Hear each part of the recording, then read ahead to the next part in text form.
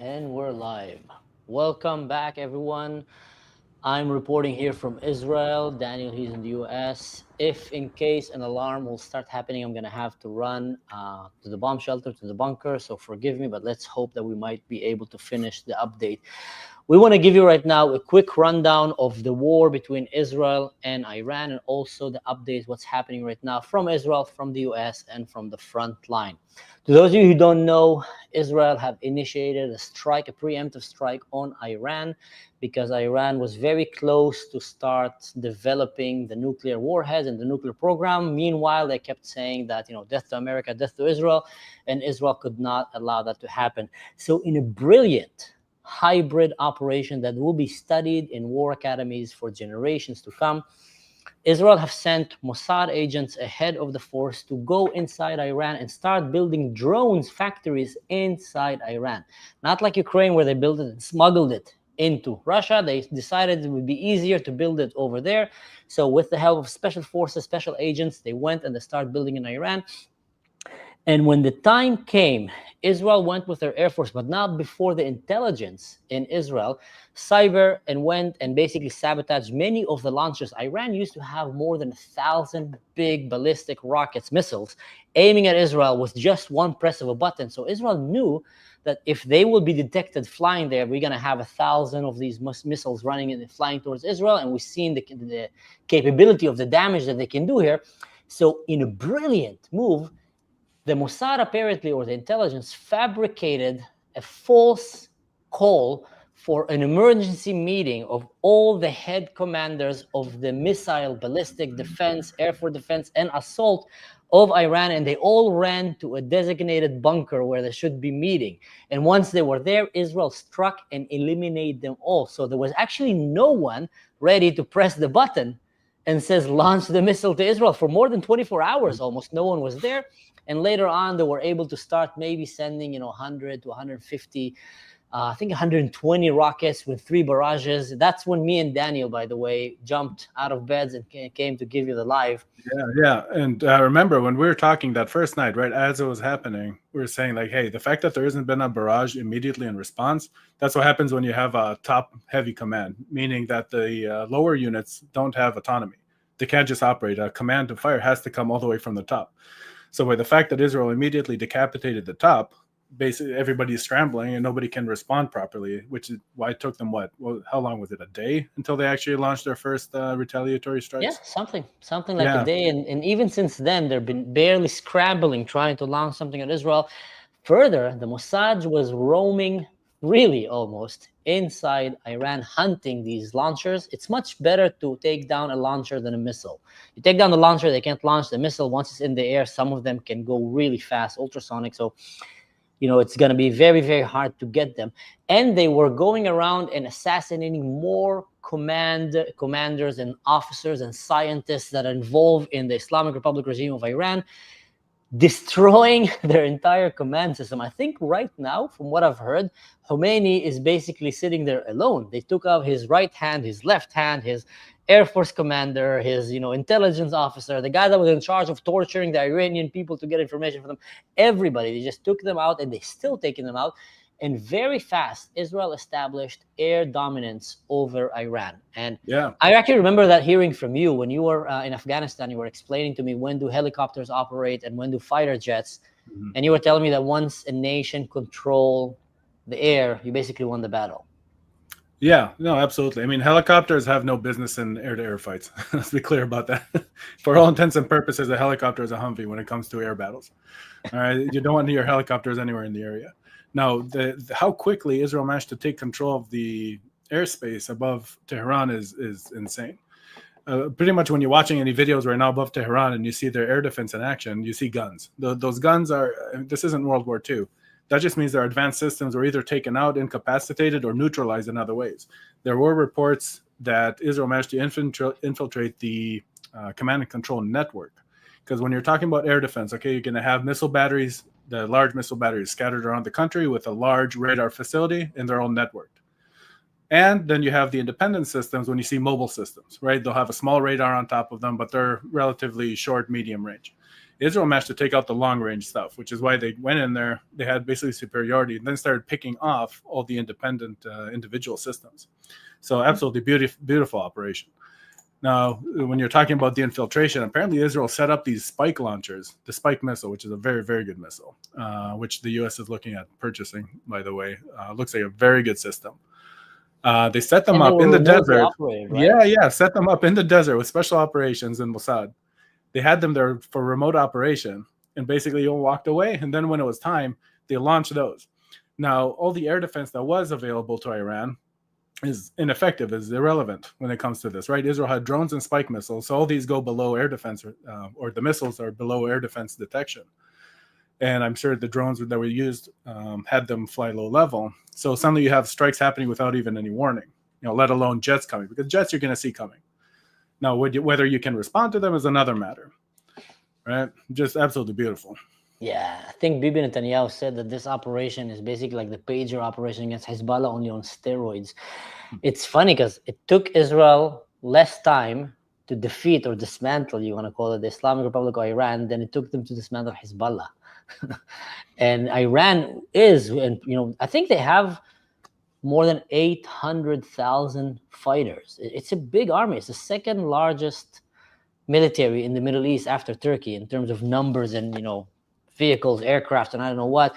So it was an army not to be taken lightly. But Israel managed with this hybrid operation just to do something just insane. Every time you think that they can't surprise you anymore, they come and they surprise with that.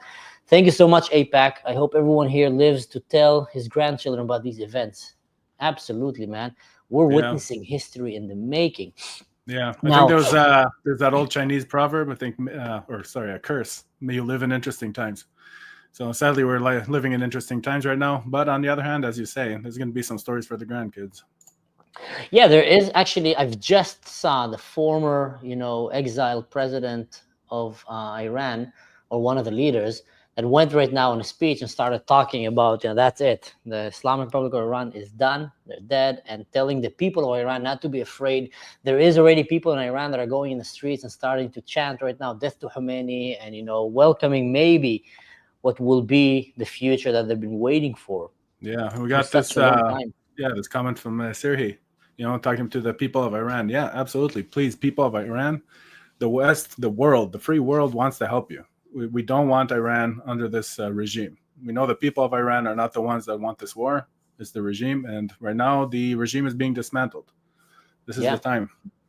This is their chance. I don't know if they're ever going to have another chance like this one.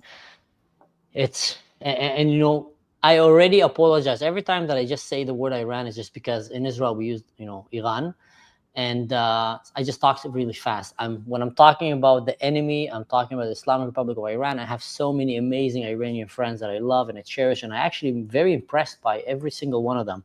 And I really hope that one day they can live in a better world without these radical Muslims. But back to what's happening right now. So Israel started building drone factories and put these spikes missiles, and planned almost everything. The Mossad went there, took their, air defense system. The Air Force went there, took the rest of them. And then they took the entire Air Force almost. I've heard stories from Israeli IDF, fighter pilots, that they said that they saw some Iranian pilots that flew up. And then when they saw them, they turned and ran away. I can't blame them, to be honest. Yeah, their aircraft, the Air Force is very outdated. And similar to a problem that a lot of them, honestly, Middle Eastern countries Middle Eastern countries have, Israel excluded, is a lot of because the Air Force is so prestigious, a lot of times the people that advance, get accepted in the first place and then advance, are it's through nepotism, right? It's the cousin of somebody, it's the uncle of whatever, it's the nephew of whoever. So it's not like in the West and Israel where it's the top of the top that gets selected, rigorous training, and they succeed to get into the flight program. Over there, it's like, oh, your last name is so and so. Well, you're going to get through regardless. I can say that from American flight school, for the Apache flight school, we had pilots coming from some of those countries, the friendly ones, of course. But you could tell they're not exactly creme de la creme, as you would say. It's was it that story with the guy with chasing the other one with his boot, or I don't know, you told me one time, or are we not allowed to say that story? Maybe not about those ones, but But That's you'll a see. crazy story, though. Yeah, I gotta tell you. yeah. Just something I want to just point out in the video here, playing in the sidebar.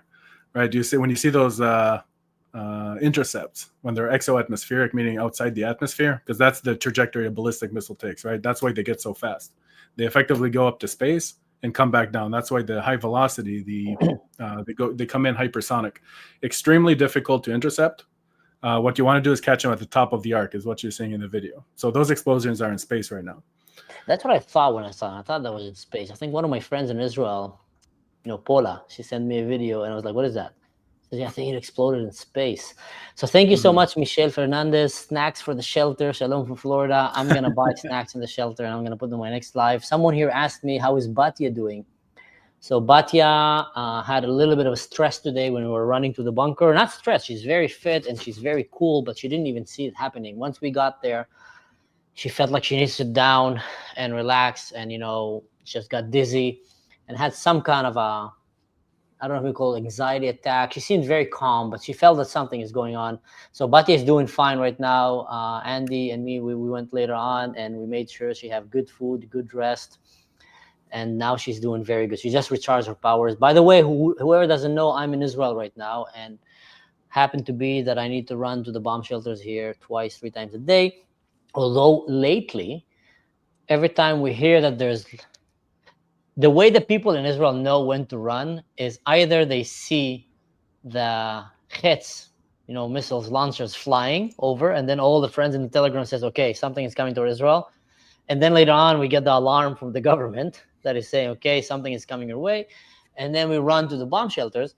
But in the beginning, out of 100 that will come, maybe 10 will reach. Now they're like barely scrambling 10, 20, 30, and Yeah. nothing is reaching. Yeah, yeah. Israel's been doing an absolute number on their launchers, as you mentioned. You always have more ammo than launchers, right? More missiles than launchers. If you take out those launchers, you're effectively reducing the launch capability. At some point, you can have a stockpile of missiles. You don't have launchers; those missiles do nothing. I just wanted to point out the video here, kind of sad for Top Gun fans. The movie Top Gun, Israel is destroying the F-14s that Iran has. Those F-14s were from before the Islamic Revolution. But so, hats off to the F-14s, but they need to get taken out. They weren't operational anyway, because the U.S. stopped supplying the parts for them anyway, so they weren't really doing anything. Here you can see, sorry, just to point out, okay, that's air defense. Looks like an SA-6 Russian system. Next, you'll see what the ballistic missile launchers look like, and that's what they look like after. Yeah. In a crazy event, when you look at it, in the last year and a half, you can say, Israel completely wiped out the Syrian army. Like in 2 days, just took it out. I spoke with a friend of mine that is from the intelligence, force in Israel, and he told me that for years, the challenge of anti-aircraft and the military capabilities of Iran in Syria was something that they were really dealing with. It was like something like, he said that there used to be days that it looked almost hopeless. Like these guys have so much support from Russia and from others with so many anti-aircraft and so many stuff just to defend themselves, in case Israel comes and try to come with their air force. And he says now it's like one army is wiped out in 2 days. The other one is like in less than a day, just, taken out. It's just, Israel is pulling rabbit out of the hat, where no one can see that. Yeah, and I think Israel's pulling the rabbit out of somewhere more painful for them. Out of Khomeini's bumhole. Yeah, but I started making a joke to people. Actually, that's a funny joke. So Iran went and kind of started saying, yeah, we shot a rocket and it hit the Mossad headquarters. And I saw an official reply from the Mossad. I don't know if it's official, but it looks pretty official. That came and said, don't worry, we evacuated all our staff. No one was there. All of our agents are currently in Tehran right now. What a drop the mic. Like, all of my agents are in Tehran right now. So don't worry. No one got hurt in that attack. So, yeah. So there were a few hits in Israel. It's still taken very seriously. We're not to take it lightly. But here comes the interesting thing. Israel came, I remember how it went chronologically. Israel came and gave an announcement while Khomeini was running away and trying to actually maybe flee to Russia, and later on asking for a ceasefire. Israel came and said, everybody in Tehran, evacuate right now. And when I first heard that, I said, there gotta be some kind of bunker under Tehran. Something serious, maybe Khomeini is there. And then Trump joined and said, everybody in Tehran need to get out. And then you start seeing all these bombers and airplanes coming from the US. I Yeah. would So not want to be an Islamic Republic Iranian soldier right now, seeing what is yeah, happening. yeah. Let me update on that for a moment. So new headlines coming out right now about the amount of tankers that are leaving the U.S. and flying over the Atlantic. So this at first, an interesting point about that. First, you have the civilian flight trackers, right? You can have these apps and programs and websites where you can effectively watch all air traffic in the world. So some people noticed that this was going on. These are all U.S. Air Force tankers. And just very rapidly, within an hour, they had 28 flying over the Atlantic. So these are 28 tankers. So that's let alone all the actual strike aircraft that are being repositioned. So there are reports of those being repositioned as well. There's already a carrier, U.S. carrier in the area, and now also the Nimitz, another one of the U.S. super carriers. The Nimitz and its battle group was just pushed today ahead of schedule for its deployment. It was supposed to deploy in a few months. It was pushed to today. So right now it's on the way also to the Middle East. Going with the available knots, the speeds that it can cruise at, we're looking at arrival in 5 days. So there's definitely a U.S. forces buildup going on. And so there's a lot of moving parts right now to keep an eye on. Yeah, and from what we heard, Israel said that they basically destroyed maybe 40% of Iran's launchers capabilities. And but here's the juicy part. Israel still have not destroyed Iran's nuclear capabilities. And they badly damaged it. And someone said that that might have sent them a few years back. But still, from what I understand at least, the main bunker that holds the main kind of program with all of the advancements is in this funny name for a mountain, this Frodo, the Hobbit, the Goblins Mountain that they have there. And from what I heard, this mountain it's dug like 90 meters under the ground. Again, someone can, bring more better information. That's what I'm reading. And then that's when they basically became in big need for the help of the United States, because they're the only ones that have these, big, gigantic bombers with MOAB, the mother of all bombs, the Moab. Yeah. Regarding that one Mordor. though, the the Moab. Bender from Futurama. I like that. Yeah. The Moab is a airburst weapon. That's not going to do anything. That's not a penetrator. So it's the largest conventional explosive weapon or ordnance in the U.S. inventory, but it's airburst. Okay, so it's made for open area. So it's going to be very effective against targets in the open. On the other hand, if you're talking about attacking into the ground, penetrating, you need the MOP, the MOPP. That's the largest penetrator. So different ordnance. The Moab is very cool, but not effective for these situations. But if I can draw attention here to the video just right quick, just because of its a personal favorite due to the Apaches being involved. So then some drones were coming over the border, not this right here, but there's some air intercepts. Yeah, Apaches taking out drones in flight. So as a former Apache pilot, here you can see they're using guns. You'll see the impacts in the background. Chase, chase, chase. Guns, guns, guns. And you have an impact. Wow. So that's the gun right there. And then here, this is the missile. When you have that little dashed box right there, that means it's a laser missile. So they hit it with a Hellfire midair. And then this last one was somebody filming on the ground. Little drone flying by. You'll see the Apache in a moment. And you'll notice the positioning. So they fired, took it out. And it looks like they positioned, if you look in the background, they had open space behind it. Because, of course, you're using cannon, you're using guns. Then you don't want to impact anything behind it. Okay. When they're shooting that in Apache, they're using the helmet, right? That's how they you just kind of look at it, or? No, that's for short range. I mean, depending how close you get, but you don't want to get too close to it anyway. So if you're going to be doing guns, you always want to do it from the TADS. Basically, that's the The gunner station is in the front in the Apache, and he has much more stable control. You need the lasing, you get accurate range. When you're firing from the helmet, that's great when you need very snapshots at close range. Yeah. Someone is asking how deep can the mob go? The map, that's classified. Nobody's gonna. If you're talking Yeah. about cutting edge weapons, they never give you the full information. At most, Yeah. if you search for it, you'll find maybe speculation, but that's never going to be revealed. If you tell somebody how deep your bomb can go, they'll just dig it a couple meters deeper to hide Yeah. their target. Exactly. So Well, let's just hope it can go deeper than 90 meters. If not, then at least several of them, one after the other. I yeah, Here's a theory that I have, and tell me what you think, Daniel. But Russia attacks Ukraine, Ukraine starts fighting back, and then Ukraine and Russia's war become a testing ground for all kind of new technologies, new weapons, Lockheed Martin, I don't know what. And that's how it works. This is how you test your product, and you want to give it to your allies and see how good it goes against your enemies. Also, every army in the world want to get some kind of a dip in fire so they can go back and train and look and write back their books. So special forces from Germany, from Switzerland, I don't know what. You might start seeing them operating with you undercover, or no one is going to admit it, but you want your people to get there.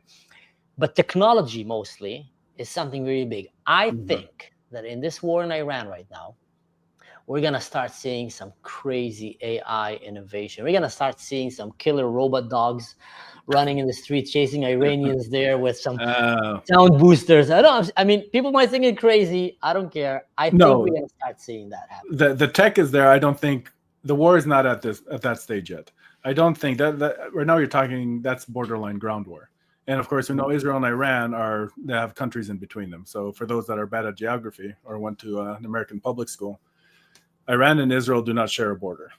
Okay, so for that to turn into a ground war, that's a different play. So on that note, something that's I think very important to pay attention to, there was that this warning. Yeah. Right. So this warning, yeah, and then we'll go to the map there.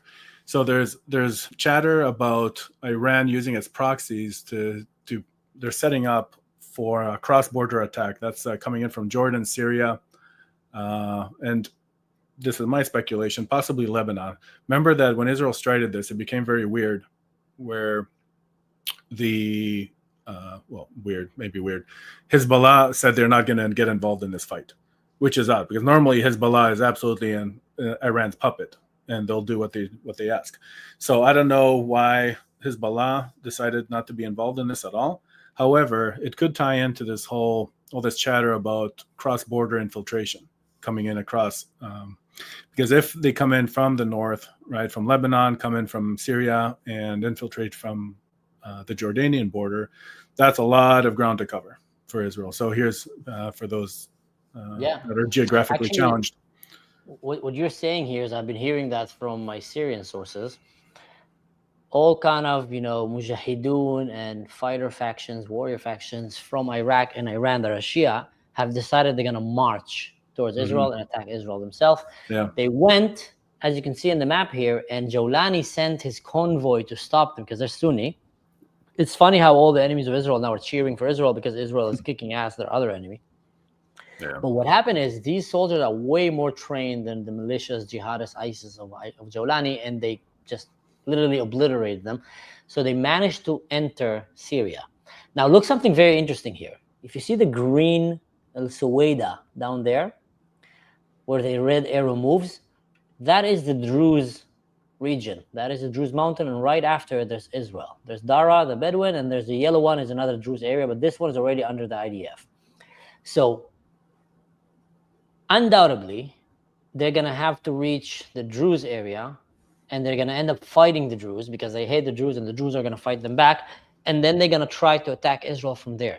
Now, I think people need to understand the threat is not only these guys coming October 7 and running into Israel. It's stationing themselves there and starting shooting unstoppably, like, just little medium range, lighter kind of missiles and rockets that can land in Israel in the attempt to confuse our air defense, our Iron Dome, and etc., overrun it with too much information while Iran is trying to launch more rockets at us. So this threat is happening. It's happening right now, and Israel have to react to that. They're barely talking about it, but they have to. And I think Israel have to align there with the Druze and to help them defend, because these guys, if they come close to the Druze, they're gonna kill everyone around them, and they're very, very trained and very, very evil forces, you know.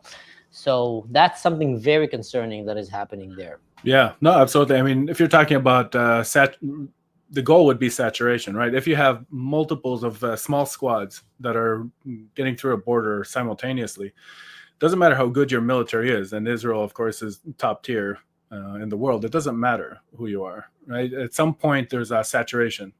You can achieve saturation. And that's what they're going for. So this simultaneously, as you said, could be maybe Iran saving up its for another big barrage, because those barrages have been really weakening recently. So they do a barrage at the same time. They send dozens, hundreds of squads that are cutting through the fences at different locations. Israel will mop them up, but it takes time. Right, so Yeah. there's no doubt. It's not that Israel's going to be conquered. There's no danger of that from these squads, but they're looking for damage, right? They just want to kill, same as the October 7th, right? It's not as though they thought they were going to take over Israel, but they just want to kill and destroy. That's ultimately their goal. Again, we said this before, there's a death cult. So if they manage to, yeah. Actually, an interesting way that I thought about it the other day, I was talking to a friend of mine here, Andy, and we're running this idea. How come these guys, they're always Allahu Akbar, death to America, death to Israel, and they try to kill the Christians and the Jews, and when the Christians and Jews come and start kicking their ass, they start speaking woke. We're victims, you know, let's have peace, we just want to defend ourselves, you know. And I explained to him, that is classic, typical Muslim kind of fighting mentality. They're, especially the radical ones, they're brave and strong on women and children and innocent people. And then once they start killing and establishing some kind of a dominance and showing like what a macho they are, then they start saying how much they hate the Jews and the Christians. And then they rally people around them. So they're still speaking jihad. And then once everybody's rallied, they said, okay, now we can go and attack the Christians and the Jews. You know, they're still speaking jihad. And then the Christians and the Jews, one of them wakes up and go and literally mop the floor with them. And then they start speaking woke. And why is that? Because they know that among us in the West will be people that will fall for that. And people are already starting to fall for it right now. Oh, Iran, they're so innocent. Oh, you know, they're just trying to defend themselves. Oh, Bibi Netanyahu is so evil and I don't know what. America should not get involved. And I think that's a very important thing to remind Americans. And I'm sure you're going to agree with me here. Iran probably hates, the Islamic Republic of Iran probably hate America more than they hate Israel. That's why they call you the big Satan. If you look at the history of Islam, the Jewish people were a nuance. Yeah, they hated them, they humiliated them, but they were not fighting against them for hundreds of years. Their enemy for hundreds of years, and the one that actually stopped them, literally, from conquering planet Earth as we know it, was the Christians, the Crusaders, and all these, you know, Templars and Knights, and I don't know what, that went and fought against every version of Islam that came their way, from the Arabs all the way to the Ottomans. Christians. So that's why there's a huge hate toward Christianity, and they blame it all on America. So to come and say Israel is dragging us to this war, I think that's very naive. If Iran have a nuclear weapon, they're a threat not only to Israel, they're a threat to America and any American around the globe. Yeah. And that's why, you know, I'm very, very thankful, to be honest, that America has been run right now by Donald Trump and not by Sleepy Joe or sorority girls Kamala, you know. Probably would have been way worse. Although with Trump, we're seeing something interesting here. Like, he was kind of against it in the beginning, then yes and no, and now he just went with this very interesting tweet saying, we established dominance over the air. And Israel did everything, dude. Israel just literally, you gave us ammunition, you helped us with technology, good. You know, we're always going to be thankful. But let's be honest, Mossad, Israeli IDF, Shmone Matayim, they went and they did it, and now all you need to do is come like an Uber driver with a mojito driving these bombers, just drop it and just keep flying. Like, literally, just get out of the way. I thought that comment was a little interesting. Like, oh, we've established their dominance. I'm like yeah, I know. I mean, don't get me wrong. You know, don't steal somebody else's credit. But that was just that was just funny reading that. I actually read something interesting about this because that's what I think we're going to be witnessing in the next few days. And also, there was an ambassador of Israel in the U.S. that came and said something very interesting. He said, in the next few days, we're going to be hearing more and more details that would make the pager operation looks like, you know, a walk in the park. We're going to be getting more and more details coming from the ground. I'm telling you, there's going to be killer dog robots. I'm telling you, they're going to be sending them in the tunnels, going around. No, but one of the things that whatever it's going to be that is going to blow our mind, the two options right now for Israel to take down this last bunker in Mordor, in Frodo, is either with the help of the U.S. bombers and the bunker busters, or special forces to infiltrate and invade. But the problem with special forces is that they lost the momentum. It's going to be very hard. So that's Yeah, where I think, unless they have some kind of an AI robot trick up their sleeve that can actually do that, it's going to have to be some kind of a bombing from the sky. But yeah. maybe they No, can. I see it as an air campaign. For now, it's going to remain an air campaign. Right now there's a lot of reports coming from internally from Iran about extreme paranoia about Mossad and the Israeli special forces. I saw a report that they've banned face masks, sunglasses, basically any kind of face covering. They're going Yeah. around. People are getting arrested on the streets, for suspicion. So there's extreme paranoia going on over there. Yeah, the Mossad has been running around like the bosses, killing, these agents in the street. Like, it's it's crazy times to be right now in the Mossad or in the Israeli Special Forces or in the Israeli Air Force. If you talk to these pilots and you hear what they're saying, for them, taking down the nuclear capabilities of Iran is they're defending their homes. Like, this was a real threat to annihilate the Jewish state from the face of this earth. So to be part of something like that is just, you really feel like you're going, defending your country, defending the West, and it's just, it's insane.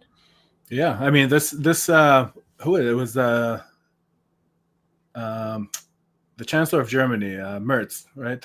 Did I get the name right? Merkel? No, what Merkel is yeah before. No, I think it's Merz. So I Ah. apologize if I got the name wrong. People in But Germany don't even know his name. It's very sad. He's so like low key. no, but basically he just said that Israel's doing the dirty work for the Western world. Hmm. And that's completely true. And you see that just came out of the G7 summit where they acknowledged like, hey, this all the countries, the leadership from of the West acknowledged like, hey, this needed to happen. And that is so completely true. But there's been such a lack of testicular fortitude going on with the Western leadership that they say, oh, something has to be done. Iran can't have a weapon, and then nothing, right? They're not willing to do anything, not willing to actually take any hard line. Yeah, at most they send an angry letter. I mean, it's like, like your angry ex send you an angry text message. Like, come on. All right. So Israel are the only ones that are like, hey, this has to happen. Sorry, I hope you can join us and help out. So they went, did what they had to do. Now Trump is trying to take credit. Hey, listen, man. He can take as much credit as he wants as long as he comes and he helps us. As long as he comes, because Iran is huge. Iran is huge, and Israel is so tiny, and it can take Israel a very long time. Like the air force that the United States have, the munition that they have, that the army is just way bigger. And I think this should be a joint effort of the Western world. Yeah. Nobody, even Arab countries around, a lot of the missiles that were shot by Iran at Israel were intercepted by Arab countries. Just telling them, F you guys, we're not going to let you. Because I actually watched a very interesting video with one of the leaders in Saudi Arabia back in the days when he was talking what would happen if Iran would have a nuclear weapon. Because Saudi Arabia said if they have, we want to have. And he said they're never going to have. We have a secret weapon. And he's saying it in Arabic. But when you hear the Arabic and when you hear the way he's smiling and talking about it, you realize that he's referring as a secret weapon as to Israel. We kept saying we have a secret weapon that if they try to have a nuclear weapon, they will not be wiped in a week, not in a day, in hours. That secret weapon is not going to let them. And you can see him smiling. And any expert that sees that, he says they're talking about Israel, referring to Israel as their secret weapon to stop Iran from having a nuclear weapon. So can we stop being the only responsible adult in the room? And can we have, others come and join here? Yeah. But I Yeah. love it how Well, you think it's only going to be Air Force. That's so pilot of you. no, for I'm now. telling you, there's going to be killer robots and special forces.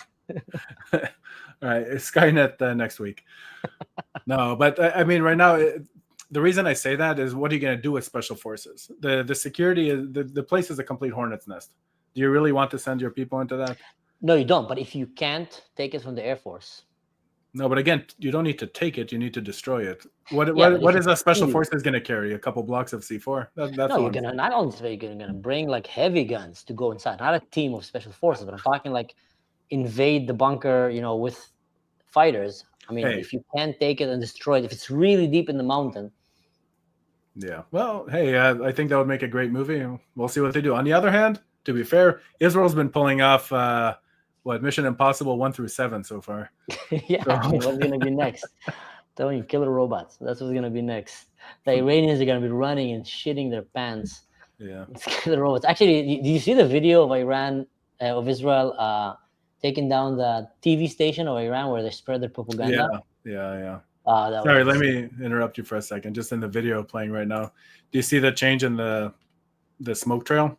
Yeah, So that's just an interesting factoid for ballistic missiles, right? They launch in stages, the same, very similar to how you launch anything to space. So we're talking about missions to the ISS, whoever it is. They have the missile stages. That's why you see the difference in the contrails, right? So it launches, changes, basically a changing stage, meaning it's switching over to the next rocket motor. Without just mm. for those that like the hardware.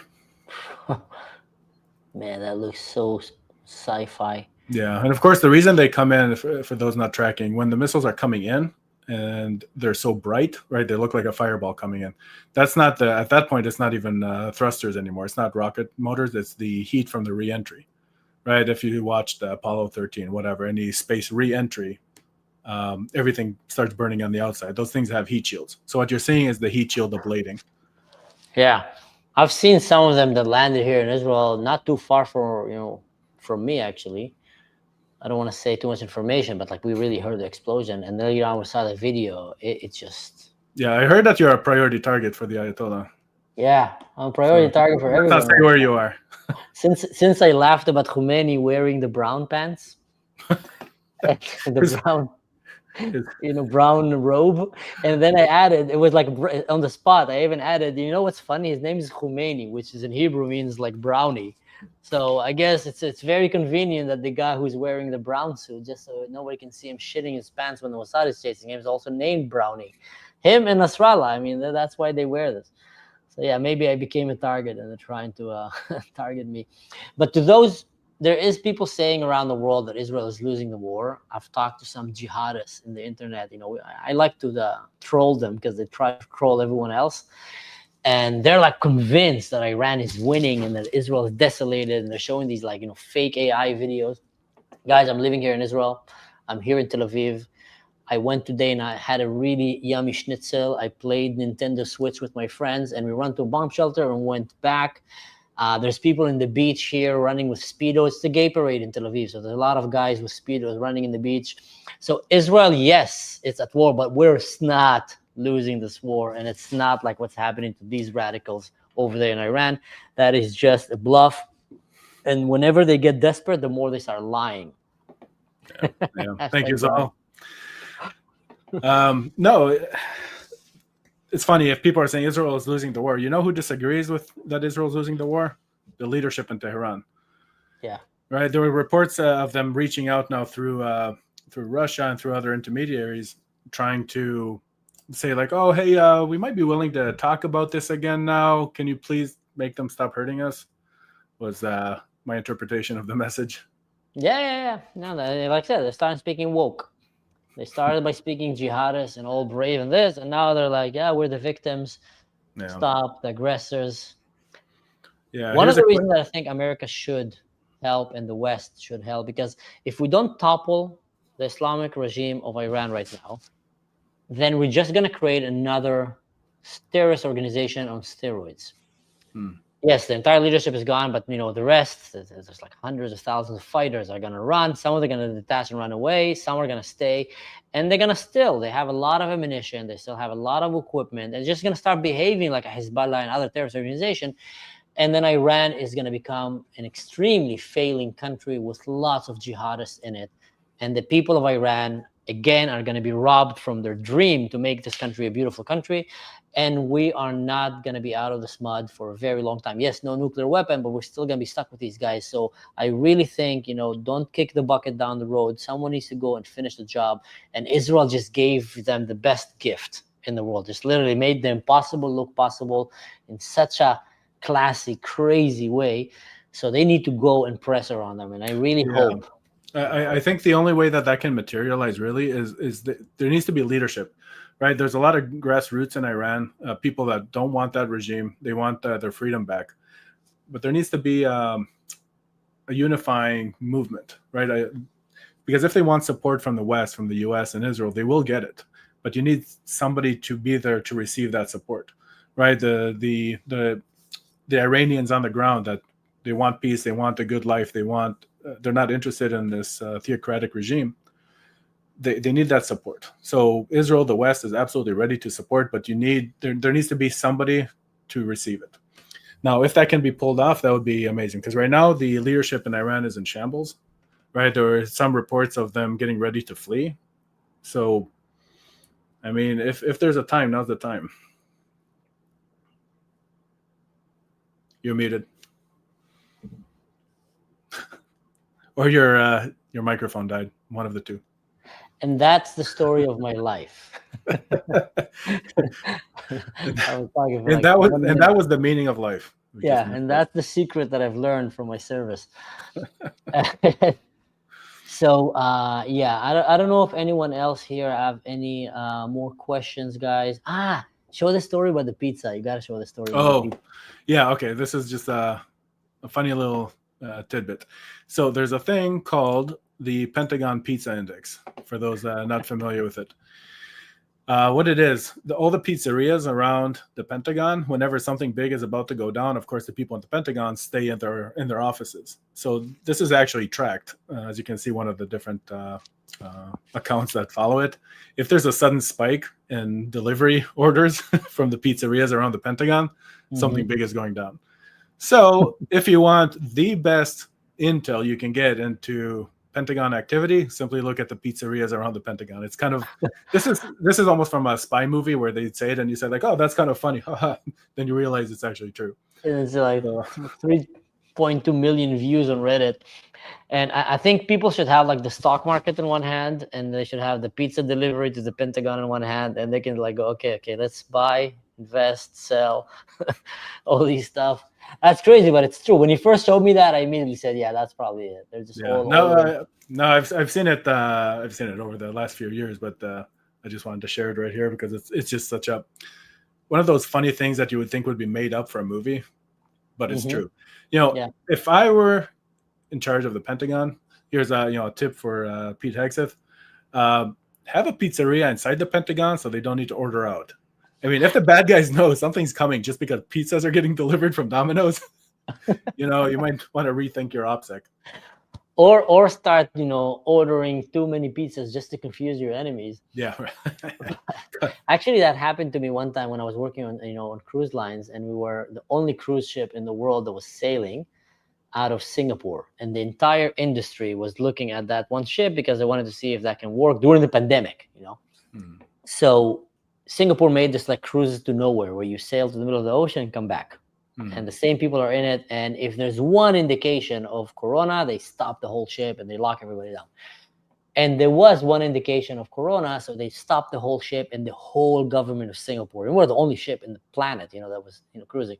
And they panicked. So while the captain next to me, great dude from Finland, but he was about to collapse out of panic. It's like, oh my God, this is going to be a nightmare. He was thinking of all the bureaucracy. The whole world is looking. How did we fail? So he started talking to me out of nervous. And I told him, 1 second, please. And I grabbed the phone and I called room service. And he's like, are you calling room service? I said, Captain, 1 second. And he got so angry at me. He says, give me 1 second. And I ordered like 30 burgers, 30 pizzas and lots of French fries and vegetables and I don't know what. And he's like, what are you doing? I says, 1 second. And then I finished and I said, continue. And he's like, you got balls, man. I said, let's continue. 2 hours later, I brought everybody, pizzas and burgers. And he was like, give me that. And he started eating because they closed everything. And I knew it. I knew it. Right now, we're going to be working for more than 48 hours like lunatics. And if we don't have food for the guys, everybody's going to get angry. And he was so thankful. But that reminded me of that story. When things happen, okay, I'm not leaving the Pentagon now for 2 days. I'm going to stay here, maybe for a week even. And especially if I get exposed to like some top secret classified information, I might stay here for longer even. Just stay here, sleep here, don't go home. Give me your phone. Let's get as many pizzas, boys. Let's get as many, Yeah. Subways before we go. So Yeah. that is a funny one. Yeah. So, to everyone out there, I mean, we're going to be keeping an eye out for different highlights. We're going to bring you, breaking information when we can. We want to do this at least once a day with what we got going on. And in the meantime, all y'all, keep your eyes on the pizza index. Keep your eyes on the pizza index. Maybe just one question for you, Daniel. If you think America is gonna bomb that bunker, just a guess. When is it gonna be? Tomorrow? In 2 days? In 3 days? No, Start a pool here. oh, we want to start a betting pool. No, I think right now there's already, right, as I mentioned, there's talk from Iran. The Ayatollah is now starting to send out feelers about talking a nuclear deal again. I think the U.S., Trump in general, as we mentioned this before, Trump is very anti-war, right? That's in general, that's his stance, that's his personality. I think he'll only authorize strikes once that has failed again. So remember the strike. Trump gave Iran 60 days to agree to a deal. Israel struck on day 61, so they got their full timeline that Trump gave them, and now he might say again, "Look, you have X amount of time." So that's what I would keep an eye on. If he gives them any kind of other timeline, I would say the next day or that night, basically whenever it expires, I'd say, that's when it's going to happen if it's going to happen. Also, I think sorry, something very important that was going on. Iran has been threatening to shut down the Straits of Hormuz, right? So about a fifth of the world's oil goes through the straits there, right? So we're talking about the Gulf. If they shut down the straits there, that means a huge oil chokehold on the rest of the planet. That, I think, would be an absolute red line. I think at that point, the U.S. would intervene, if nothing else, to open it up. Now, the U.S. has already sunk basically the entire Iranian Navy previously, so I don't think they'd mind doing that again. So so there were unconfirmed reports last night for those who were tracking of ships on fire in the Straits of Hormuz. What it actually was, because of all the jamming going on in the region, 2 ships actually just collided and caught fire. So it wasn't the Iranians shutting down the straits. 2 ships crashed there and caught fire. Oh. So far the straits are officially open. Now, if Iran tries to shut that down or they refuse a nuclear deal, because remember, Iran was very close. There was even a report saying weeks being away. That was from CENTCOM, so U.S. Central Command. They estimated weeks for a completion of a nuclear weapon. Now, depending on the damage Israel has succeeded in doing, they may or may not have the capability to even squeeze out a couple of those nukes. And if not, then dirty bombs, right? Because that would be a huge threat. If they manage to sneak out a dirty bomb to one of their proxies that are now trying to infiltrate, according to unconfirmed reports, I think any dirty bomb, shutting down of the Straits of Hormuz, or another deadline that Iran doesn't agree, then I think at that point, that's, I think, when the U.S. Might seriously consider getting involved. Interesting. Someone is asking a question. I think you, as a former Apache pilot, are probably better than me to answer that. Why do you need a helicopter to intercept a drone?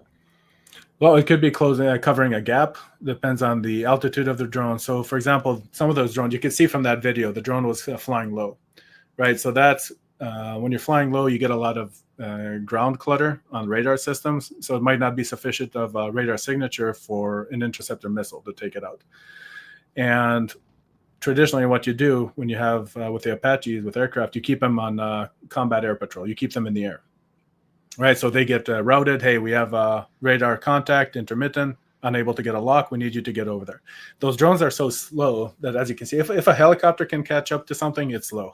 Because with all due respect to helicopters, I love them. They're not fast. So then you can use that helicopter to intercept it. Yeah. So I mean, ultimately, that's the answer. Yeah, fair enough. I think that the U.S. is gonna strike sooner than later, and I think they were just waiting for some kind of a excuse to make it justify for them to join the war without looking like Bibi dragged them into that war. Hmm. And I think that's something that the U.S., the Trump administration, have dug himself a little bit too much with, like, we don't want to be dragged to any other war, blah blah blah, and then they America first, but they took it a bit too much kind of personal in that way that they forgot that there's no such thing as America first to a lot of world, globe events. When Nazi Germany was attacking everybody, you can't just say America first because they're going to come to you either way. So the sooner you attack them, the better. Same thing with Iran. America attacking Iran is America first. It's just a matter. So in the pages of history, they cannot be seen as the ones who chose not to do it when it was needed to do. So undoubtedly, they need to do it. And I think no deal or negotiation be put on the table here. I've seen already so many former Iranians and Arab experts saying that it's always the same joke. You cannot trust these guys. They always lie. They've never didn't lie. Like, yeah, we're gonna stop doing the nuclear program, and then they go and do it behind your back. We're gonna do this for peaceful reasons, then they go and sponsor global terrorism around the world. You can't trust a word they're saying. So I don't think there should be any deal.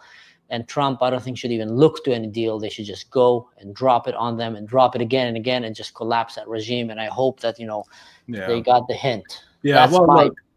Yeah, but I mean, saying that talking about a deal, a lot of that is also giving somebody an out. Because if you just put their backs to the wall and they have no out, right? Right. There's a saying about a cornered rat. So once you have no out, then they're going to fight to the death. If you give them an out, you have some options. Maybe it's they go into exile, and hopefully Iran can even have do away with that regime and have democratic leadership. I mean, that's right. That's the dream. I don't know how realistic, but it's a dream. If they abandon Islam, is realistic.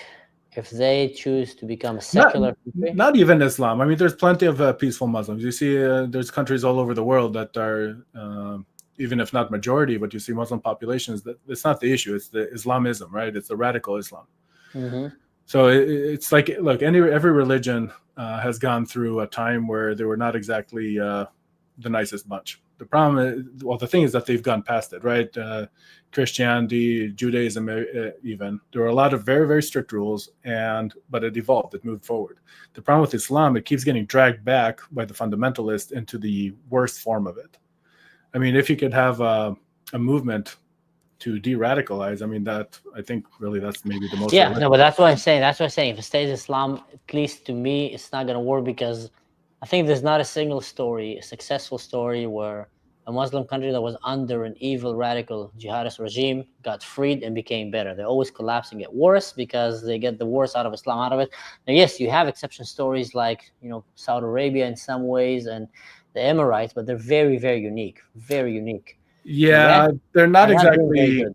they're not completely free. And honestly, a lot of the reason that they're doing well is because the leadership that is sitting on all the billions in oil, that they're the ones that control the country. They want stability because that just brings them more, more nice stuff from the West. So let's call a spade a spade. They're not doing it out of the kindness of their own hearts. It's a lot Yeah, of it is self-interest. yeah. Yeah, so I think, the only hope for Iran to actually move to a better future is to become a secular nation. In that secular nation, you can be whatever you want. Be Muslim, be Jewish, be Christian, be whatever you want. Be a Star Wars fan. But Yeah. bottom Oh, line, they're a religion of themselves, the Star Wars fans. But yeah. bottom line is, if it goes back to becoming a Muslim religious government, no future. Yeah. Yeah. No future. Well, anyway, thank you so much, everyone, for joining in. Like Daniel said earlier, me and him are going to be trying to give you sporadically, but let's hope a daily update of what's happening. If there's interesting things happening, sometimes it's going to be 53 minutes like now, and sometimes it's going to maybe be shorter. But we're going to try to compile for you some of the videos, some of the news reports, the flash reports that are happening. And I think in the next few days, there are going to be a lot of things happening in Iran with the fight of Israel to dismantle their nuclear capabilities. So stay tuned, and see you next time. All right. Thank you.